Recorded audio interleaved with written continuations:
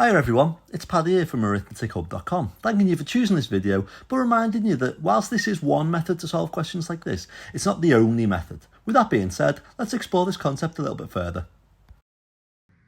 Hi everyone, so today we're having a look at dividing by 10, 100 and 1,000. Now, if you've had a look at the method for multiplying by 10, 100 and 1,000 and you've watched that video, this is very similar in the method. In fact, the method is pretty much the same thing, it's just this time what we are doing is we're moving to the right instead of moving to the left.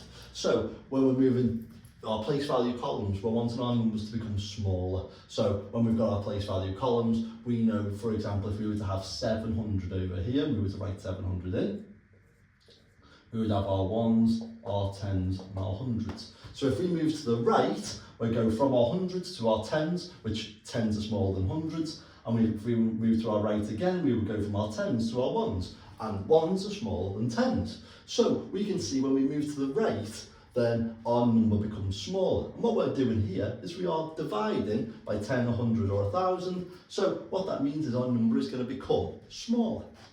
So let's have a little look at this example first. Divide 700 by 100. So let's check in with the method. Let's see what the method tells us that we need to do first. First things first, when dividing by 10, 100 or 1,000, move the digits right in your place value columns. And that's what we've said, isn't it? We need to move them to the right to make the value smaller. The second part says the amount of zeros in the question tells you how many places to move the digits. And finally it says remember to set up your place value columns, including decimals if needed. So we're dividing 700 by 100. We've put 700 in our place value columns and it says we're dividing it by 100. Now, this question has 2 zeros in it. So if the question has 2 zeros in it, we're dividing it by 100, we know we need to move the digits 2 places. Now what we're not doing is we're not just getting rid of the zeros, what we're doing is we're moving the digits 2 places. And when we're moving the digits, we're moving to the right and making them smaller. 2 places because we've got 2 zeros in the question. So we're going to start with our highest value column this time. So when we multiply, we start with our lowest value column and move them to the left. When we divide, we start with our highest value column and we move them to the right. So here we're going to start in our 7 and our hundreds column. We're going to move it 2 places to the right. So we're going to drop it down, move it into the tens, and then move it into the ones. So we've moved it 2 places. So 700 divided by 100 is going to give us an answer of 7. Now, you might think that's an awful lot of method for a question that actually is quite simple and straightforward, and that's completely fine, I completely get that. But sometimes, again, it's good to get into those good habits which are going to help us when we come into having a look at these types of questions later, which can be a lot more challenging. So, let's move on from this then. And let's move on to this question. Divide 3,400 by 10, 100 and 1,000. So again, we're going to check in with our method. When dividing by 10, 100 or 1,000, move the digits right in your place value columns. The amount of zeros in the question, say how many places to move the digits, and set up your place value columns, including the decimals if needed. Now for this, I'm going to say the decimals are definitely going to be needed, okay? So I'm going to write in my 3,400 over here like that, and I'm going to put in my ones, my tens, my hundreds, and my thousands, okay?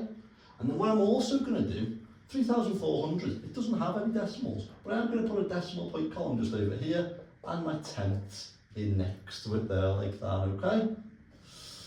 So 3,400, we're dividing it by 10. So we're moving it 1 place to the right.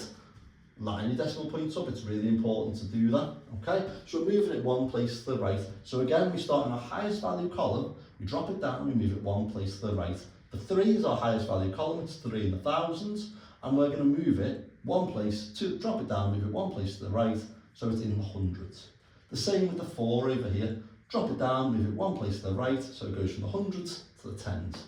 And then with our 0 in the tens column, we're going to drop it down, move it 1 place to the right, so it's going to be on our ones column. Now I actually don't need my tenths here because I don't need to write 340.0, because 340.0 is exactly the same as 340. So for this question, I'm going to get rid of those. I'm just going to say that 3,400 divided by 10 is going to give me 340.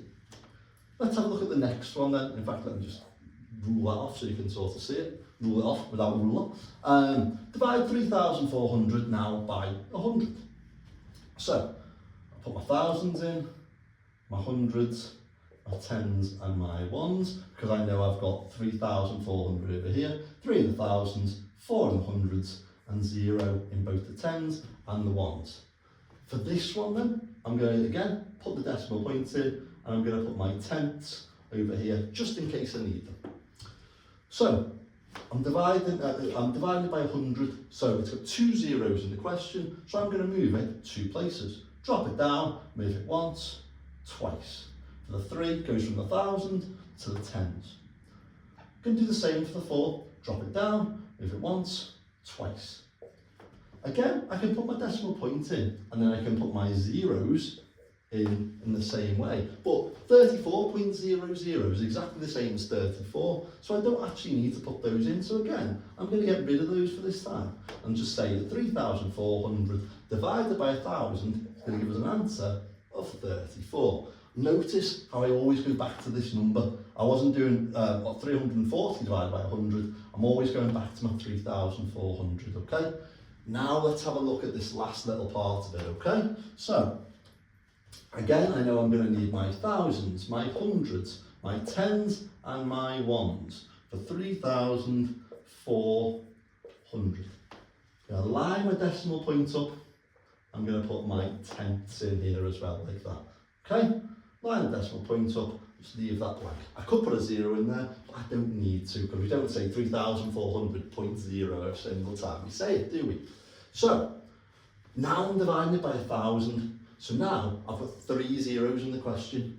Because I've got 3 zeros in the question, I'm going to have to move it 3 places. So I'm going to start in my highest value column, and I'm going to move the digit 3 places. I'm going to drop it down once, twice, 3 times. So my 3 has gone from my thousands column.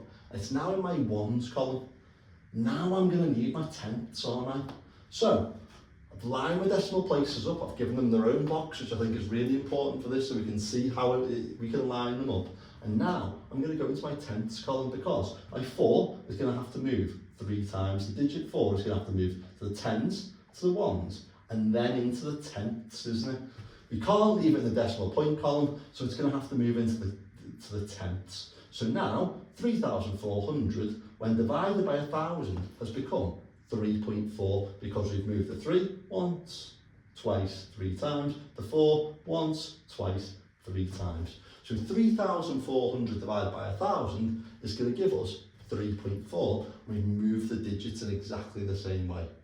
See how we couldn't just get rid of the zeros as well, because if we'd have just got rid of the zeros in this question, we only would have had 2 zeros to get rid of, and we had 3 zeros to work with in the question. So just getting rid of the zeros, just adding the zeros when we are multiplying and dividing by 10, 100 and 1,000 works for whole numbers, but doesn't work when you start getting into decimals. And sometimes we might be a bit unsure of, well, is this answer going to become a decimal? Which is why it's really important to have a method where we can go into decimals and it doesn't really add any extra difficulty. If you found this video useful, then I would massively appreciate you liking the video and subscribing to the channel. If you want to explore more methods or practice using the method we've looked at here, why not check out the teacher videos at arithmetichub.com. Arithmetic Hub has videos just like this on different methods, specifically targeting areas needed in Key Stage 2. There you can practice one particular skill, or generate your own sets of calculations designed to challenge your understanding of all the topics covered in Years 3 to 6.